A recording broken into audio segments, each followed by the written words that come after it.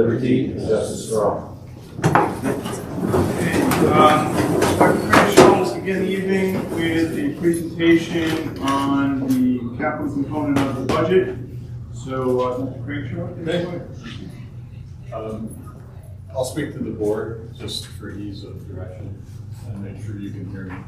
Audit, Budget, and Finance last evening reviewed what you'll see today. So if you were there, you'll probably see a lot of what you saw today. We're going to spend time just on what the capital component looks like at this point. A little bit of time on expenditures and revenues and what we know today. And so I'll skip right to those slides. Potentially this is a pretty short presentation unless you have questions.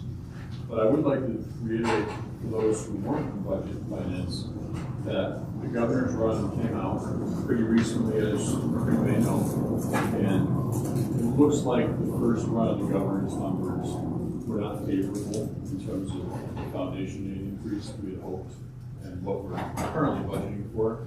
But what you see up there, I'll explain. We're going to leave for now until we know more about what the numbers actually look like, because we've got a couple of months until that happens. So it'll be a little volatile, but I haven't changed what we originally did last month. Just know that as of today, the governor proposes $120,000 less in foundation, which is of concern to us, obviously. We were also meeting with legislators today, all the superintendents. We kind of got this sideline assurance that things are going to be a lot better. It's up to the legislature. So, and I don't know if you have any questions about that. You were talking about penalizing your more wealthier districts, right? Not necessarily. Or not giving them an increase. Well, there's something called Save Harmless, and well, all schools at the current time are fully funded. It's called fully funded, including Johnstown. We're actually overfunded. But we also are held harmless, meaning our student population has declined over the years. And the governor is doing some interesting work with that phenomenon. And we actually got less foundation as a result, because our population has declined. In school districts where you see the population growing, that might be a totally different picture. Affluence, I don't think, has a whole lot to do with this at this point. I don't know if you would. No, I mean, at the core of this, which we've heard for a number of years, is the formula, the actual formula that's used to calculate this particular aid for school district really needs to be addressed. It's not truly taking into consideration enrollment changes that have happened really since the 2003 census. So in a lot of ways, districts aren't clearly represented when the state aid runs are published based on the data that the government's receiving. So it's really a formulaic issue with how they're determining aid for schools right now. Yeah, and of course, especially on the legislators in that area, are certainly going to fight for their schools, and they tend to be vulnerable and more fun for those schools. And one what you may have saw is like definitely more of a concentration on New York City in her original proposal. So when she did her address on the budget and the state of the state, she had a higher focus on New York City schools. And so people may be interpreting that too, that maybe more aid is getting driven sort of downstate more than our less wealthy schools upstate. That's pretty cool. Does that answer your question? Okay. So every school district is so different at this point. I have to say that because of the majority in the Senate, in the House, downstate's going to be So I wanted to jump to the expenditure slide here. In your packet, I don't know, is it, it's slide 36 for sure. Page 7. Page 7, okay, thank you.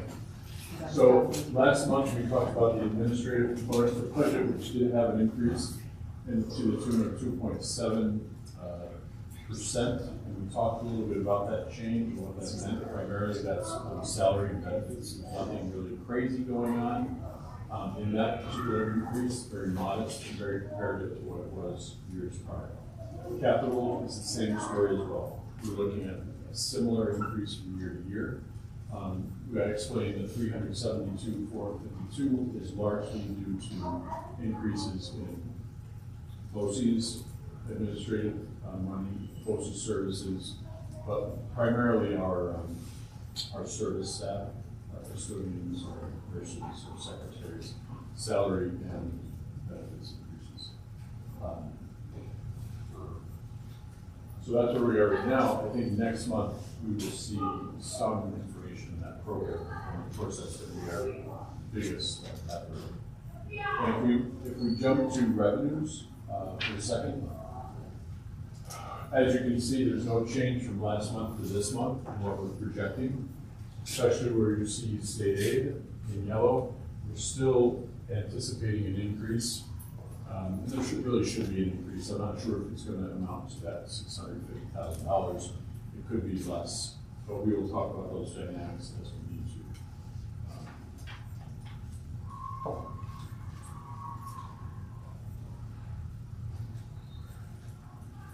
I'm going to move ahead here. Do you want to hear more about the administrative component, which you heard last month?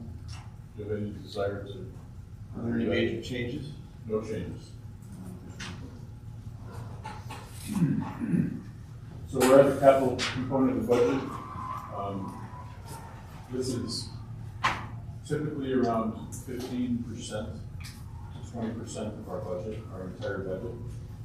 It's the operation of plants, the maintenance of plants, printing, data processing, taxes, capital outlay project, which we'll talk about a little bit, debt service, and BOCES administrative costs, employee benefits, as I just mentioned.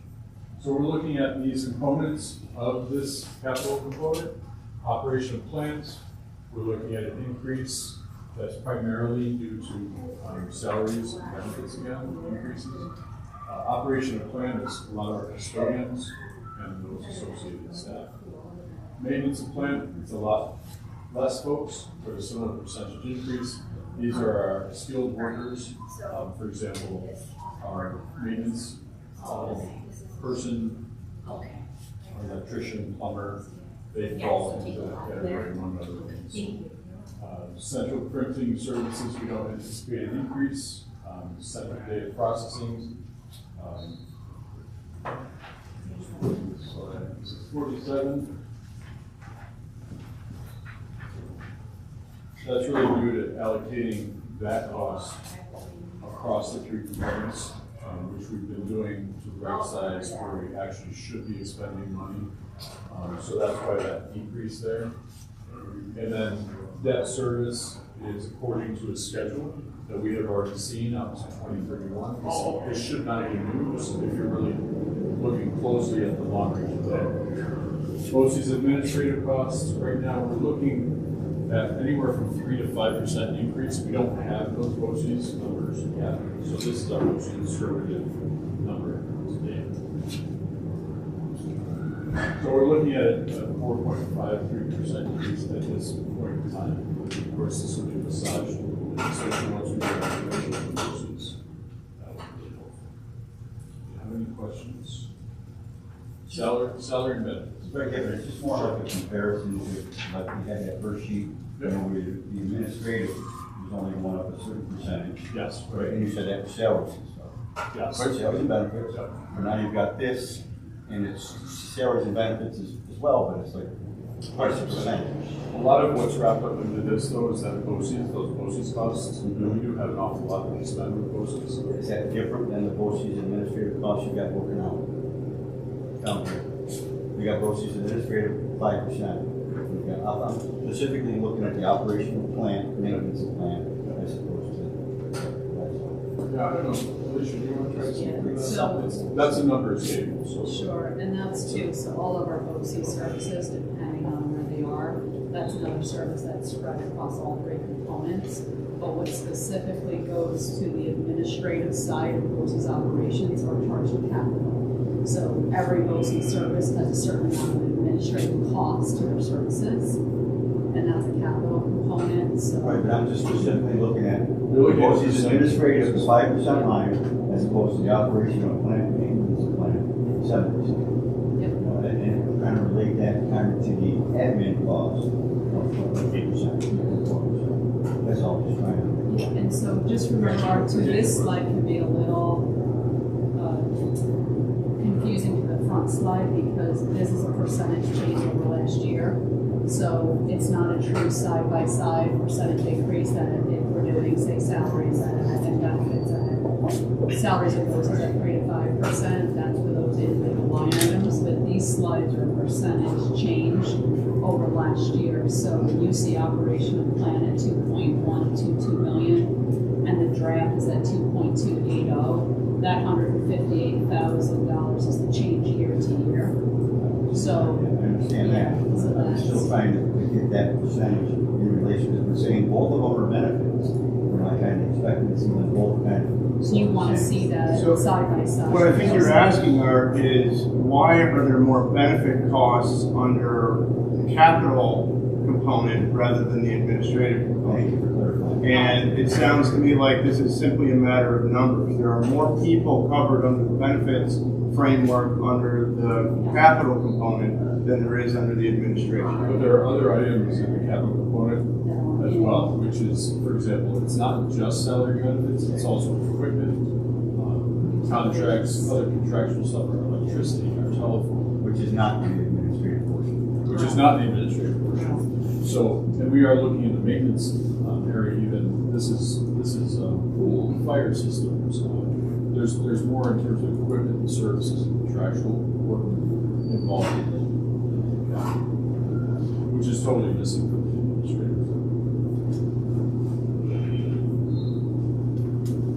It's a great question, because I mean, the percentages, you have to wonder if I'm just saying it's all salary benefits. Right. There's more to it actually in the capital plan. There's a lot more hard stuff, not just.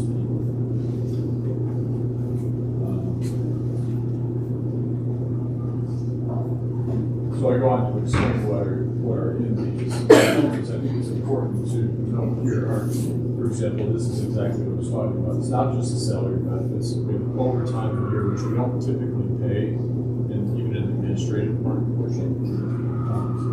None of us, I think, get overtime. I think we just do what we do. But there is mucho overtime.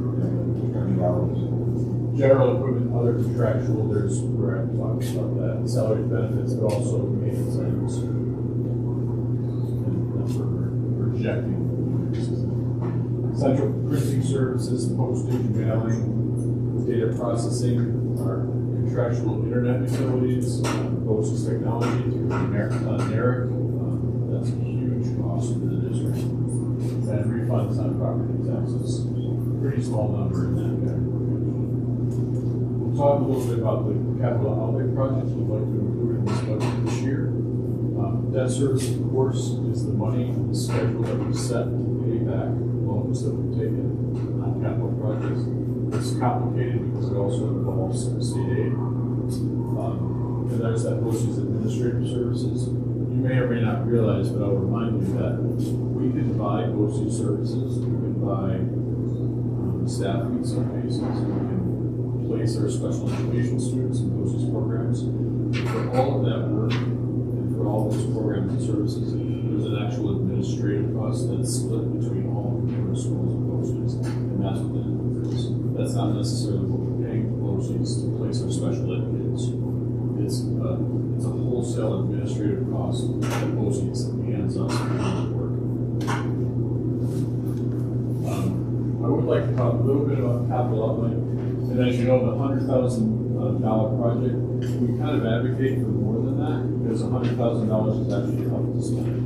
And especially when you're talking about improving facilities. It has to be done in one building, 10,000 it can be done.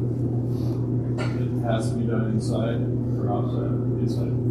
And the rest of it can be done outside, if that's how we choose to do it. It can all be done inside, but it's got to be a one school district building on campus.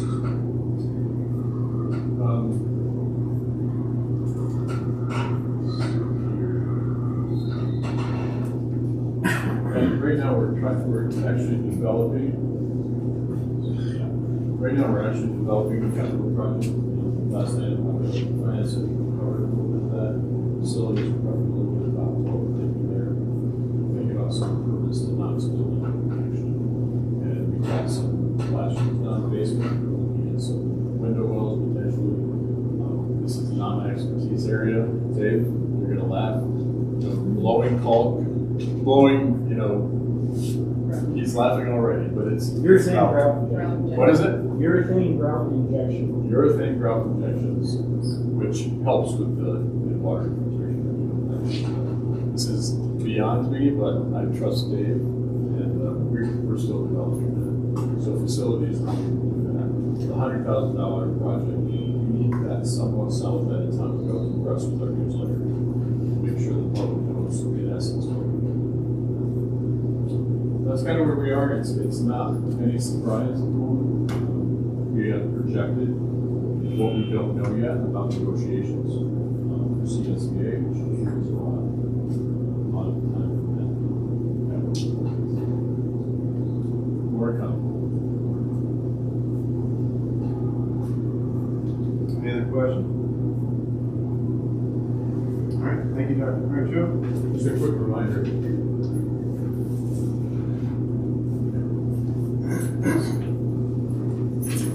Okay, comments from the public on agenda and non-agenda items.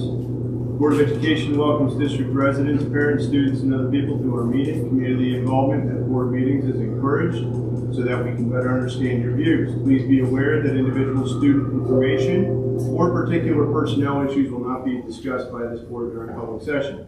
When recognized by the board president, please state your name and address. Statements are restricted to a maximum of 3 minutes. Speakers will be notified by the board president when time is expired. When speaking, the public shall direct their comments to the board and not district staff or other audience members. Speakers shall not expect board members to answer questions during public comment. Questions shall be referred to the superintendent or his designee for review, study, and response. If appropriate, the board may request the issue be a discussion item at a future Board of Education meeting, Board of Education committee meeting. Is there anybody here that wishes to address the board at this time? Okay. Under reports, we'll start with the superintendent's report. If the board is okay, unless you have any questions, I kind of limited my report because I had did a presentation work. We do have some executive session items. Okay. Employee leadership reports. We have JTA about mini grants. Hello. So by now you're all quite familiar with the mini grant program, the Johnson County Association mini grant program. I've been telling you about it for 8 years now. These grants play a really important role, kind of allowing our members to think out of the box and think creatively on how they could best support our students' needs. Mrs. Pisani, one of our school counselors, she's at Warren Street this year, full-time. Thank you very much for the education. She's got a home. She is going to be presenting about how she utilized the JTA mini grant funds. I'm hoping to just kind of give you a little bit of context. Her supply budget since she started here 16 years ago has been $50. So imagine, how happy she probably was, what she could do with $100 from the JTA to add on to that. So she's going to actually explain how she's meeting the students' needs at Warren Street School with that additional $100 grant. Hello, everyone. So I started Camp Calm as just a way for kids to come into school in the morning and to just have a peaceful way to start their day. I think so many of our kiddos know that we know that they have just a rough start to their day, sometimes at home or sometimes at night. It was a rough night, or maybe they're just not a morning person. So we practice affirmations when they come in. We do deep breathing and we do yoga poses. Did I just turn them off?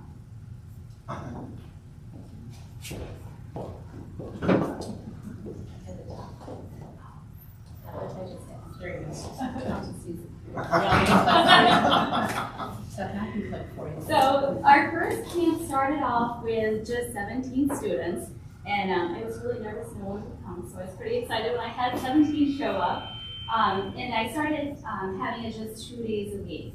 But my typical attendance ranges from about 12 to 24 students, but there have been days that I've had to turn kids away. And so that was really hard to do, so I bumped it up to another day. So we now have it Tuesday, Wednesdays, and Thursdays. And it's just 7:40 to 7:55, so it's a quick way for them to start their day in a peaceful way. Thank you, I'll give you those stuff. So the way the camp runs, I have a campfire that sits in the middle of the room. And I actually got that idea from Community Circle. So it's just a central piece for the kids to look at when they are doing the poses, and so they don't have to stare at each other or feel uncomfortable that way. We use our toasted marshmallow to pass around, and the kids introduce themselves to everybody else. So we just say good morning that way. And then we start off with an affirmation. So I am strong, I am kind, and I am focused. I actually borrowed that from another yoga teacher in our area who does kids yoga. And this is Luna. She's a cat, and she lights up with doing different breathing techniques. So she can do triangle breathing, circle breathing, or star breathing. And when she gets right, you breathe in. When she holds steady, you hold your breath. And when you breathe out, she goes down. And so the kids enjoy having a different way to be able to do some relaxing breathing. And I also use that with my So for our yoga practice students, we're just sitting on the floor.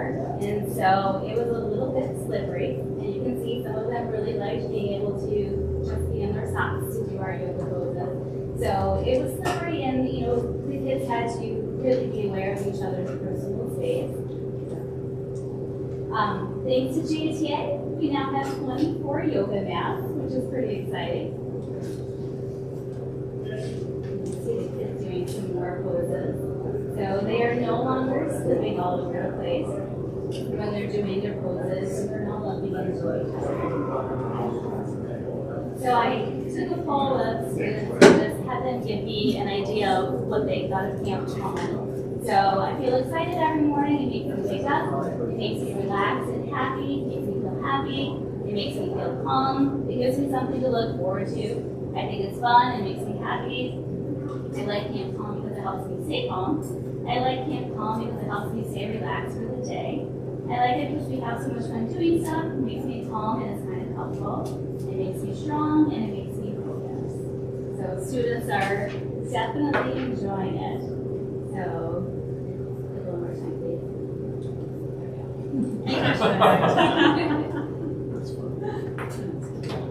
All right, thank you. Thank you so much.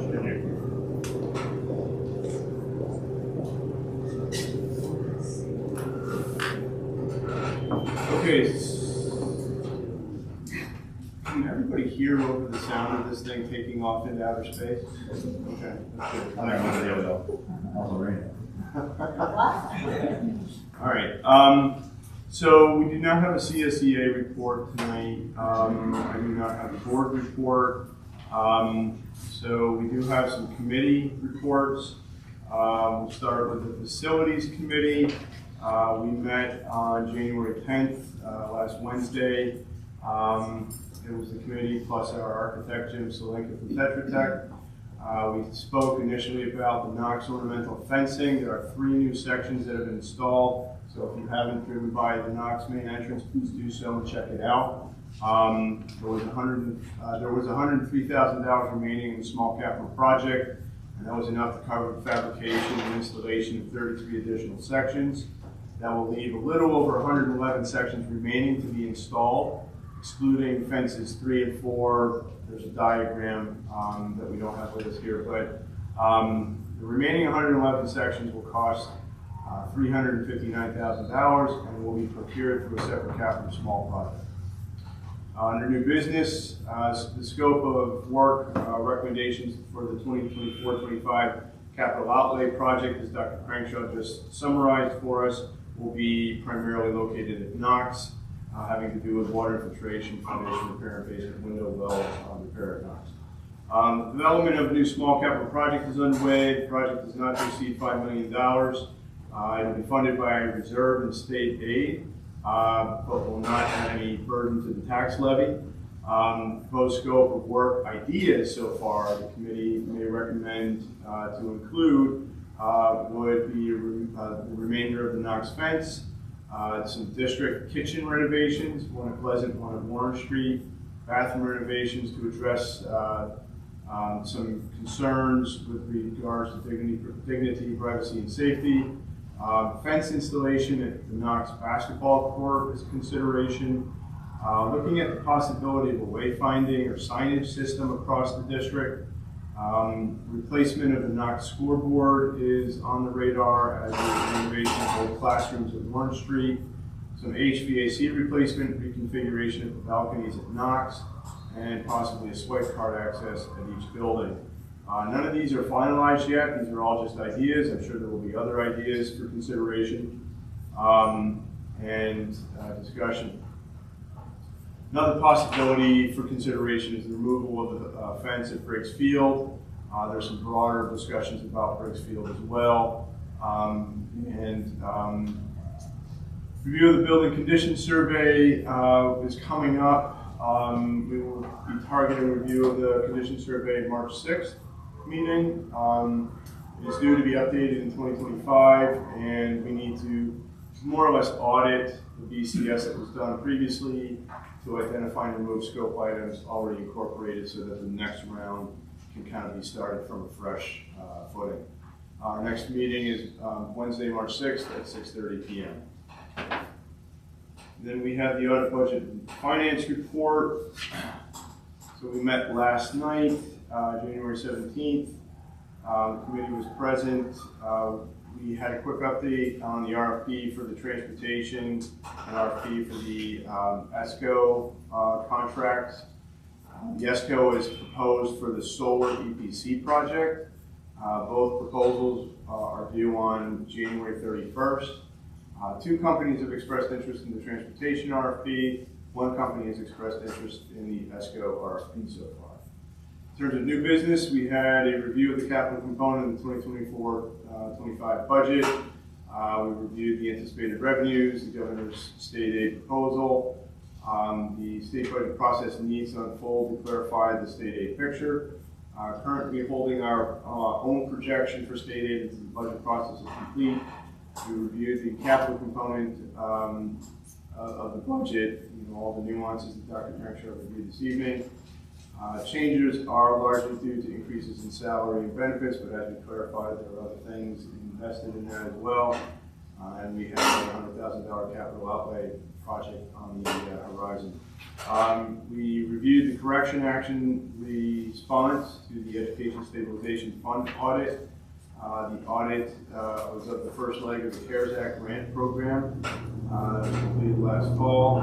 Some deficiencies were identified. The deficiencies aligned with administration leadership transition at the time that the grant was being administered. Deficiencies are being addressed in the corrective action plan. Deficiencies are related to documentation of procedures and record keeping primarily. The board will need to approve procedures manual. And the auditing process for these types of programs places a heavy workload burden on the business office. And I need to also add that these deficiencies were very much due to, I think, the way in which the audit was conducted in the audit and not falling necessarily in alignment with school practices.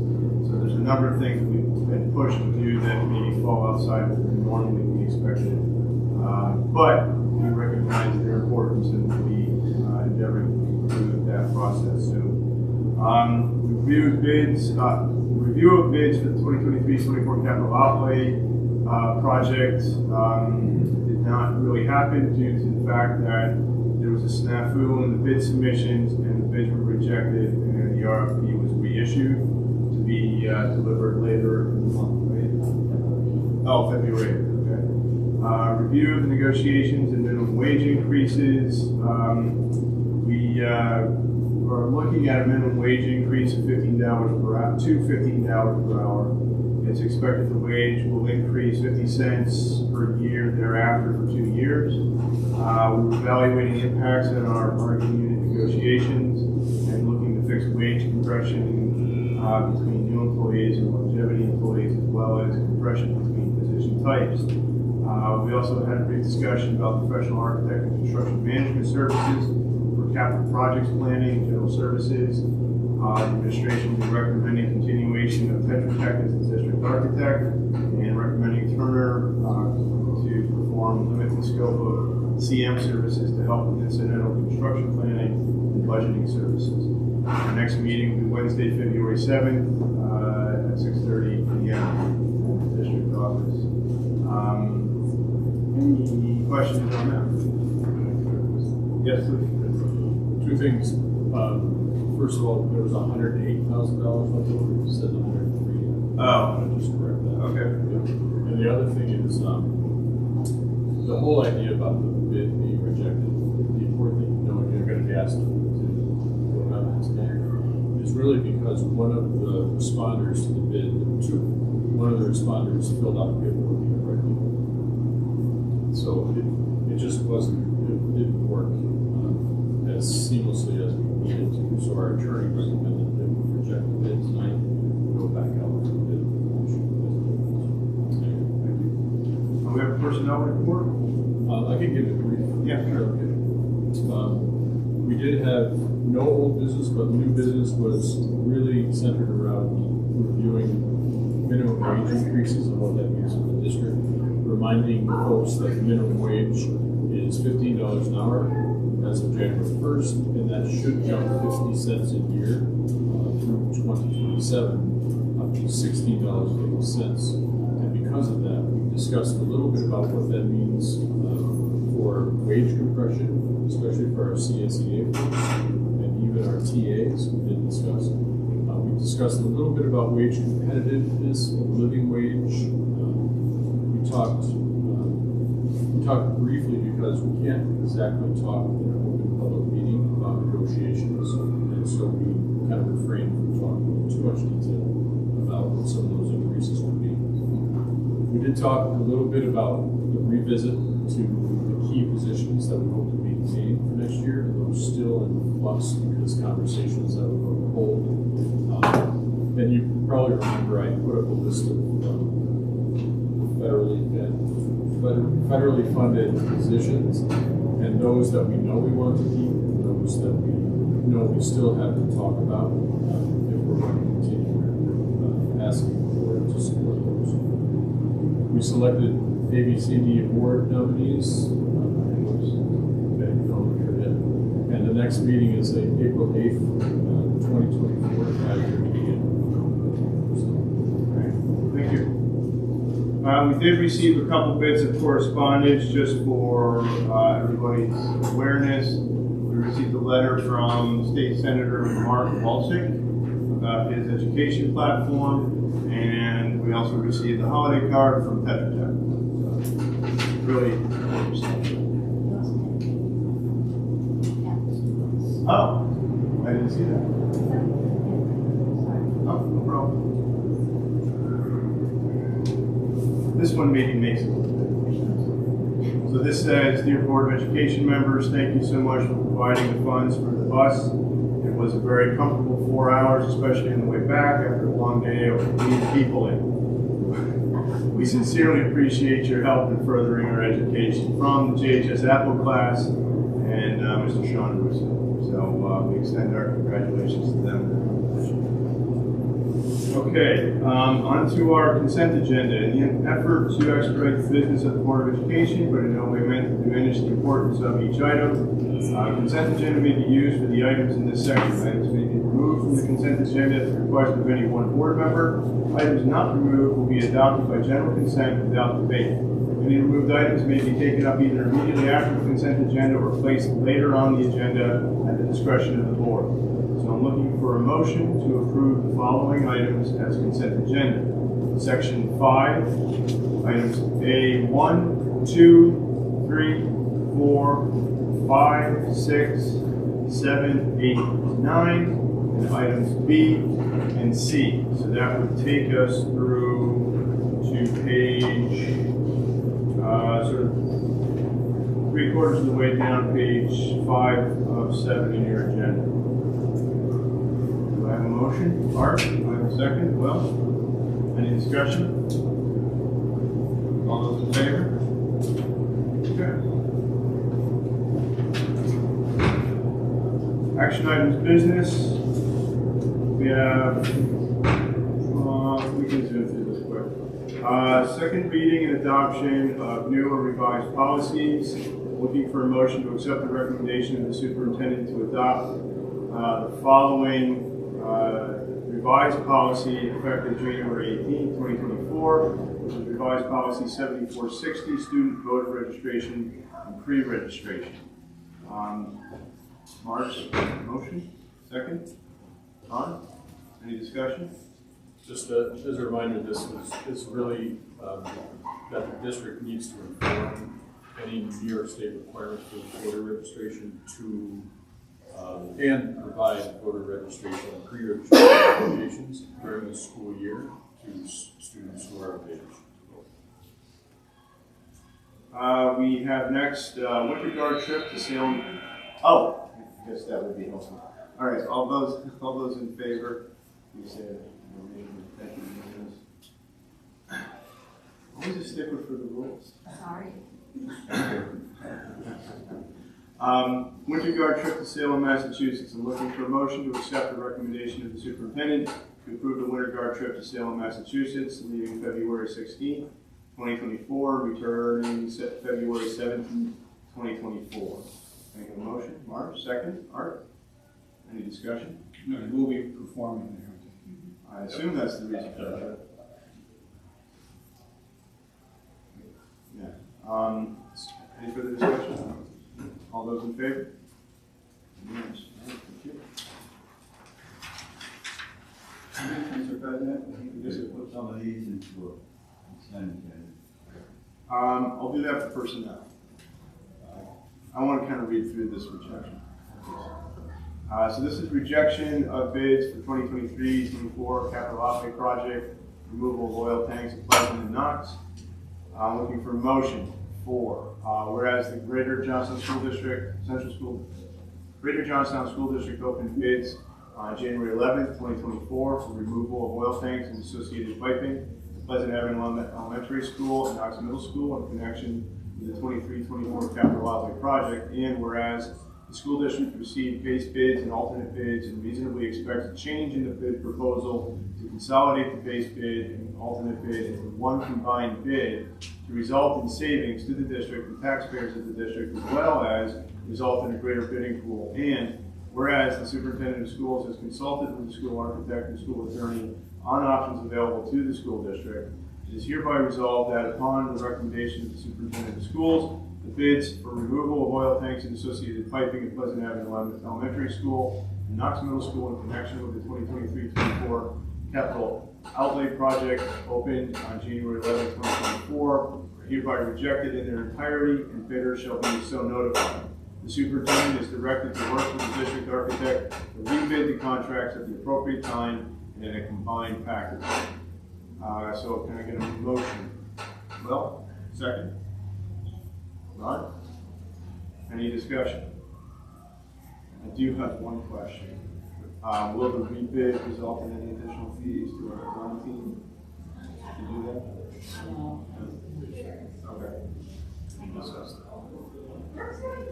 Okay. Yeah, just check one question. Okay, all those in favor? Thank you. Next is response to NYSED Education Stabilization Fund audit. Looking for a motion to accept the recommendation of the superintendent to approve the district's corrective action plan as set forth in a letter dated January 4th, 2024 to the State Education Department, Office of Audit Services in response to the findings contained in an audit for the period of March 13, 2020 through September 30th, 2022. Looking for a motion? Ron, second? Will? Any discussion? Question? All those in favor? Thank you. So we will, correct me on the language here, it's not a consent agenda here, but it's, okay. So So we're going to include all of section 7, action items personnel, as a block vote. So that would be items 1, 2, and 3 under section 7. Now look for a motion to Art, second March. Any discussion on any of this? All those in favor? Okay, unanimous, thank you. We have 4 board discussion, should you choose, continuation policy manual audit for section 7000, policy 7610 to 7710 through January and February. Anybody have any questions or comments about any of that content? Okay. A few informational items. We have a board workshop on January 27th at 8 a.m. at the district office in the conference room. That will run through 12 o'clock p.m. We have February 7th, the Academic and Extracurricular Committee at 5:30 p.m. at the district office. February 7th, we also have the Audit Budget and Finance Committee at 6:30 p.m. at the district office. February 15th, we have a business meeting and budget discussion, 6 p.m. GJSD Small Cafeteria. So now we have a possible executive session or closed session exempt from open meetings law, subject to board approval. I'm looking for a motion to enter into executive session exempt from open meetings law at 6:44. 6:44. Thank you. For the following purpose, and that would be the discussion of employment history of a particular person and discussing collective negotiations pertaining to CSEA union pursuant to Article 14 of the Civil Service Law. And discussing services. And discussing the purchase, sale, or lease of a particular parcel of land, disclosure of which would affect the value of the property. So, I look for a motion. Art, second, Will. All those in favor? Okay, we are now in executive session. Thank you, everyone.